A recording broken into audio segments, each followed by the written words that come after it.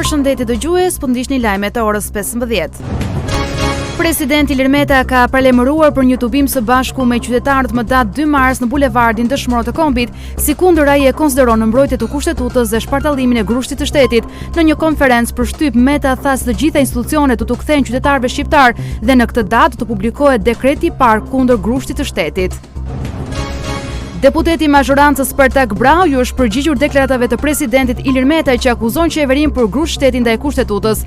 Duke folur në Komisionin e Sigurisë ku po diskutohej për aktin normativ anti-KÇK, Brahu i konsideroi qesharake këto akuza, duke thënë se nuk ka kuptim që mazhoranca të bëjë grusht shteti kundër vetes së vet. Një tjetër familje dëmtuar nga tërmeti 21 shtatorit hyri në banesë të re këtë mërkur. Ishte kreu i qeverisë Edi Rama, i cili dha çelësin e re shtëpisë së familjes Myftari në Sauk të Tiranës.